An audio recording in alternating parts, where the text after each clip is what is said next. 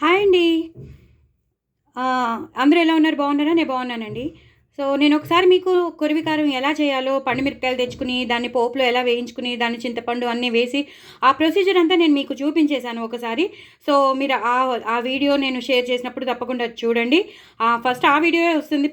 బహుశా ఆ వీడియో వచ్చాకనే ఈ వీడియో వస్తుంది. ఎందుకంటే, ఫస్ట్ ఆ ప్రొసీజర్ అది కాబట్టి అది వస్తుంది. దాని తర్వాతే ఇదొస్తుంది.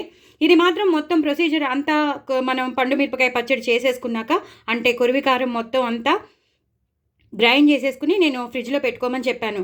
సో, ఆ గ్రైండ్ చేసుకుని ఫ్రిడ్జ్‌లో పెట్టుకోమనే పచ్చడిని ఎప్పటికప్పుడు మనకి కావాలి అనుకున్నప్పుడు మనం పోపులో వేసుకోవాలని కూడా నేను మీకు చెప్పాను.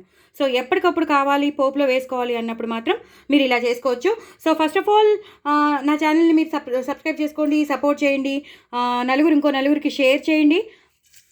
ఆవాలు, జీలకర్ర, ఎండుమిరపకాయలు, ఇది పోపండి. మొత్తం పచ్చడి అంతా అయిపోయింది. ఇలాంటి ఇంకా పచ్చిమిరపకాయలు అలాంటివి ఏం వేయరు. ఇది జస్ట్ పోపు మాత్రమే. చాలా చాలా బాగుంటుంది కదా, మనకందరికీ పండుమిరపకాయ పచ్చడి అంటే చాలా ఇష్టం. సో, ఈ టైంలో ఇంగు వేసుకోవాలండి. ఎక్కువ ఇంగు పడుతుంది, ఎందుకంటే పచ్చడి కాబట్టి ఎక్కువ ఇంగు పడుతుంది. ఆ మాత్రం ఇంగు వాసన లేకపోతే, ఫ్లేవర్ లేకపోతే బాగోదు. అలాగే ఎప్పుడు నేను చేసి పెట్టుకునే ఆవాల మెంతుల పొడి, కరివేపాకు వేసి ఇలా వేసేసి, అలాగే అన్నీ మనం ఉప్పు కారం అన్నీ వేసేసుకున్నాం. బట్ పోపు వేసేటప్పుడు మాత్రం కొంచెం కారం అనేది వేస్తేనే దానికి టేస్ట్ వస్తుంది. అందుకు చెప్తున్నాను. ఇలా మొత్తం కలిపేసుకోవాలండి. ఈ కారం అంతా ఇందులోకి వెళ్ళిపోవాలి. నేను ఇంకొంచెం ఇంగు వేస్తాను. దయచేసి నా ఛానల్ సబ్స్క్రైబ్ చేసుకోండి, సపోర్ట్ చేయండి. అలాగే ఇంకొంచెం కారం వేస్తాను. వేసేసి బాగా ఇలా కలిపేయాలండి. చక్కగా ఈ నూనెలో ఇదంతా కలిసిపోవాలి. కలిసిపోయాక నేను ఇంకొంచెం నూనె వేస్తాను. కలిసిపోయాక అప్పుడు మనం తయారు చేసుకున్న పచ్చడిని ఇందులోకి ట్రాన్స్ఫార్మ్ చేసేసుకుంటాం. చూసారు కదా పచ్చడి ఎంత బాగుందో.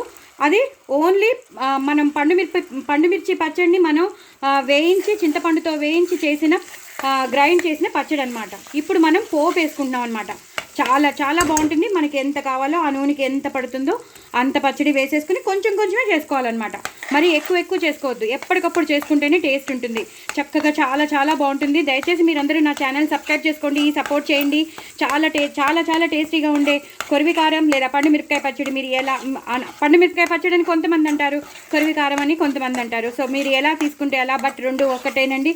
బట్ టేస్ట్ మాత్రం సూపర్ ఉంటుంది. చూసారు కదా ఎంత టేస్టీగా ఉందో. వేడి అన్నంలో తింటే సూపర్ ఉంటుంది. అలాగే నెయ్యి వేసుకుని తినాలి. అలాగే పెరుగులో నంచుకుంటే మాత్రం ఇంకా నేను చెప్పలేను నా సామిరంగా అనాలంటే అంత బాగుంటుంది. మీరు కూడా తప్పకుండా ట్రై చేయండి. నా కామెంట్ బాక్స్లో పెట్టండి, చాలా బాగా వచ్చింది అని ఒక్క మాట చెప్పండి చాలు. నేను చాలా కష్టపడి వీడియోస్ చేస్తున్నాను. సో, ఒక్క చేత్తో వీడియో తీస్తాను. నేను చాలా కష్టపడి చేస్తున్నాను. సో, డూ ఫాలో అయిటండి. నా ఛానల్ సబ్స్క్రైబ్ చేసుకోండి, నలుగురికి ప్రమోట్ చేయండి, షేర్ చేయండి. అలాగే అందరికీ చెప్పండి చాలా చాలా శ్రీవల్లి టాకీస్ని నిలబెడదామని. చాలా మీరు నా ఫ్రెండ్స్, నా సబ్స్క్రైబర్స్, నా ఫ్యామిలీ మెంబర్స్ కాబట్టి నేను మిమ్మల్ని అడుగుతున్నాను. చాలా చాలా టేస్టీగా ఉండే పండుమిర్చి పచ్చడి దయచేసి మీరు కూడా ట్రై చేయండి. చక్కగా తినండి, ఎంజాయ్ చేయండి. నా ఛానల్ మాత్రం సబ్స్క్రైబ్ చేసుకోవడం మర్చిపోకండి. తప్పకుండా పక్కనున్న గంట సింబల్ని టబీమని కొట్టేసేయండి. ఓకేనా? బాయ్ అండి.